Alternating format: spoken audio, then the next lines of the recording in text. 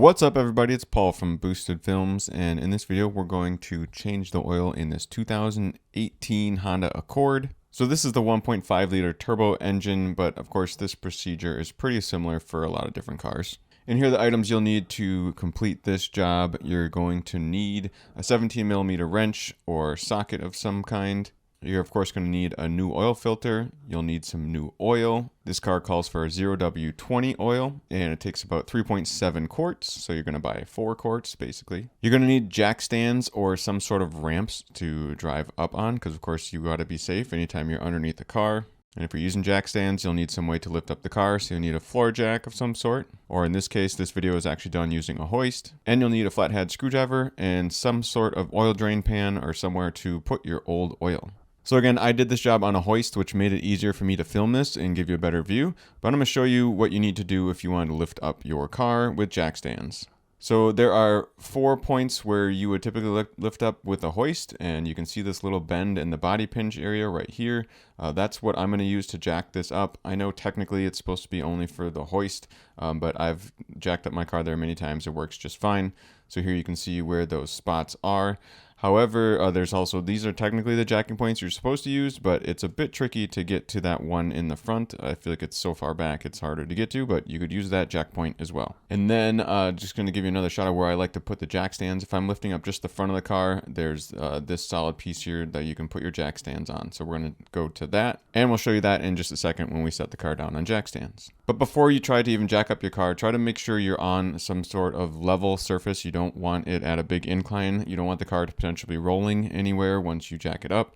So of course, have your car in park, have your parking brake on, and then if you have a wheel chock or something to keep your car from rolling, add that, in this case, to the rear wheel of your car. I don't actually have a wheel chock, but I just have this rubber mallet that should serve as something to keep the wheel from potentially rolling back. So once you have a wheel chock in place or something to keep your car from rolling, we're going to go and jack up our car here with our floor jack. Again, safety precaution here, this floor jack is only meant for raising and lowering your car. Do not ever go underneath your car with just the floor jack holding it up. So that's why we got these jack stands. These stands will hold the car in place. So I'm going to show you exactly where I put them on my car here. There's this part of this front subframe that is a good spot for us to work and do this job here. So we're going to set the car down on the jack stand on one side, and of course we'll move over and do the same thing on the other side. And again, just be smart here. The floor jack is only meant to raise up your car or lower it. It's not meant to hold it up in place. So never crawl underneath your car unless you have it on jack stands, or again some sort of ramp. You can drive up on race ramps or some other types of ramps you could drive up on and then go underneath it as well. So now we've got to my car on the hoist, and this is the oil pan and this is the plug and filter. So we need to remove that plug, which is basically just a bolt that is on your oil pan. So 17mm wrench or a ratchet and socket, you should be able to break that free.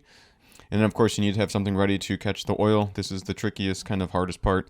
The oil will potentially be hot depending on how recently you just drove your car. And I believe to the factory specs, you technically should drive it a little bit to get it somewhat warm before you do actually drain your oil. But once you break that free, you should be able to spin it loose. Gloves, safety glasses, both those items, never a bad idea here. Again, caution with the hot oil, and it's going to squirt out pretty far when you pull that out of the way.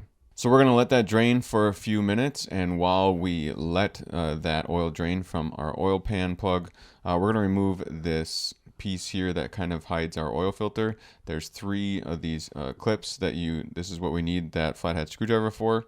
We need the 3 clips to turn those counterclockwise, and then this piece should come out of the way, making it easier to get to our oil filter. And then your oil filter should be able to spin off by hand. Otherwise, they make oil filter wrenches. You could buy a wrench to get your oil filter off. Again, spin it counterclockwise. Hopefully the last person that put it on didn't put it on too tightly. But again, you also need to catch oil. This is going to drop some oil. So this is just a messy job. Oil changes kind of suck in general, to be honest. So you need your drain pan again underneath there. You should be able to catch, the oil at the same time that's coming out of your oil pan, from the plug you released first. You should be able to catch them both at the same time, ideally, if you do it this way. So of course we're going to spin our oil filter off all the way. One thing I always like to do is take a look at your old oil filter and where it came off from. Check that your old oil filter still has the seal or gasket on it. It hasn't happened personally to me, but I have heard horror stories of it happening where this gasket comes off the filter and then stays on the part of the car that it connects to. And then when you go to reinstall your new filter, all of a sudden you have two gaskets in there, which is not good. So just make sure your old gasket stayed on that filter. And the gasket is just the black part towards the outer edge of the filter. So now we're going to get our new oil ready to go. Again, you probably have a different setup than this, but whatever oil you're using, you should be able to have that ready to go. And using 0W20 synthetic here. And what I like to do, since this is, since you can kind of fill up the oil filter, here's that OEM part number again, in case you need it for an OEM filter. But I like to add a little bit of oil to the filter itself, because you can fill it up pretty much almost all the way if you wanted to before you screw it up in place. I wouldn't fill it fully up because you probably lose some oil when you screw it back in place, because it's at a little bit of an angle. But the main thing I want to do is just add a little bit of oil to the filter and then have some fresh oil to put on to the gasket of this oil filter. So I usually fill it up and then there's usually extra oil on top, and then I will just rub it around this gasket of this new oil filter.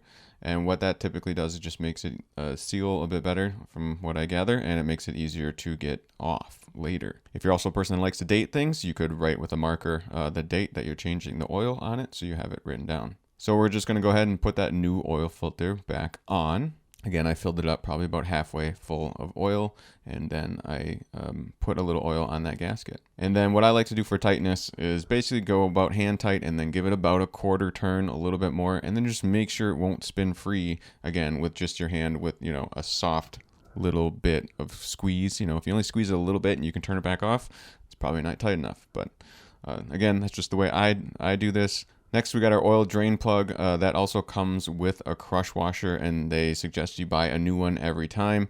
I'm just going to be totally honest. I've used the same one. I've done this job like 10 times. I've had no issues with this crush washer leaking or having any issues for me. So I don't replace the crush washer, but feel free to do it yourself if you want to. But once we've let all that oil drain out, give it a good 3 to 5 minutes or more if you prefer. Once it's down to kind of just a couple drips, you should be good to tighten that up. Of course, make sure it's tight. Clean up any excess oil right away just to make sure everything looks good. And that's it. So if your car was on jack stands, you could set it down. Otherwise, since we're on a hoist, we're going to lower the car down and go underneath our hood. And of course, to pop your hood, you should be able to pop your hood by the inside the car, by the driver's kick panel, by the left side of the driver's side there. You should be able to pull that to unlatch your hood. And once your hood is open, we're going to look right here to this oil fill cap. You're going to see it even says to run 020 oil on it. And then this is where we're going to add our oil. And if you need a funnel, you could utilize a funnel depending on what you have to pour your oil in. Funnel is never a bad idea to have so you don't make a mess. But of course, we're going to add all of our oil. I suggest adding, at least 3.5 quarts, just enough so you can then go and start up the vehicle. Once you add the oil, of course, put that oil cap back on. And then they recommend you go and start the vehicle and let it run for about 30 seconds. And what that's going to do is circulate the oil and give you a better feel for what the actual oil level is, so you can check the oil. Again, like that oil filter, if you didn't add any oil to the oil filter, starting the car up and letting it run for about 30 seconds is going to send all that oil through your car and fill up that oil filter, again, so you can get a good feel, a good gauge for your oil level after we check that next. So right here is our oil level dipstick, so we're going to pull that out. We're going to let the car sit for a little bit before we do this, just so some of the oil can settle back down. But we're going to clean off that dipstick and then put it down in, push it down all the way, and then we're going to pull it right back out. And then you should be able to check the level on the dipstick. You're going to notice 2 markers here. There's just kind of a high and a low marker. You want it in between that high and low marker is basically what you want. So you don't want it higher than this marker here, this one, but towards the bottom, you want to make sure it's higher than that one. So somewhere in between there is good. And again, about 3.7 quarts is what it calls for when you change it with the oil filter change. And that's about it. Now we can lower our hood. So we're going to lift up our prop rod and lower our hood and drop it down. But we do want to, of course, clear that maintenance minder thing so we don't have our dash yelling at us, telling us to change our oil. So to do that, we're going to get inside the car, of course. We're going to turn the car on, and then we're going to hit that home button on the steering wheel. And then we're going to scroll down to maintenance. And we're going to push the button in to go to maintenance. As you can see, my oil life was at 20%. I'm at the B service item. So we're going to click that center button to reset it. And it's going to ask us what item we want to reset. And this might vary depending on what is set up on yours. But usually you can at least clear the A or the B, whatever your maintenance miner starts with. And you can clear that item only. And that should work. So in my case, I'm clearing item B only. And now you can see it reset our oil life to 100%. I recommend you check out your owner's manual if you're more curious about the specifics about clearing this, or if you're not comfortable doing it or you just want to write it down the old school way, go ahead. It is important to keep track of what you change and what you do as far as maintenance on your car. So of course, I always encourage you to do that. And now we're back to the example. Of course, if you had your car up on jack stands, ideally you're done with this job. So you're going to jack up the car on one side at a time, remove your jack stand, and then move to the other side and do the same thing. So that's all I got for this video. As I said, I've had this car for like 4 or 5 years. I've done this procedure this same way at least 10 times, but that doesn't mean I do everything right. So I'm curious your opinions. Maybe something you would have done differently. Maybe something I did wrong. There's a better way of doing it. Let me know in the comments down below if you feel there is something I could have did differently. And again, I preach safety among all things while doing this, so make sure you're putting yourself in a comfortable, safe position when you're working on your vehicle. Make sure it's not going to fall on you when you are underneath it. And again, the best way you can do that is to have your car on a level surface and make sure it's in park. Make sure you have your wheels chalked. Make sure if you are lifting your car up with a jack that you do not go under it with just the floor jack, I should say. You want to set it down on jack stands. Make sure it's solid before you're ever going underneath the car. And if you want to take an extra safety precaution, I've done this before too, where if you are working on your brakes or doing something else where you had to take your wheel off, go ahead and just throw your wheel underneath the car as well while you're working underneath there where it's out of the way. But at least that way, if the worst did happen and it fell, it would at least fall on your wheel or something else could catch it.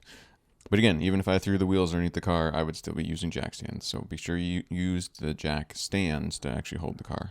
But anyways, that's enough rambling for me. As always, this is Paul from Boosted Films. I hope you found this video helpful, and thanks so much for watching.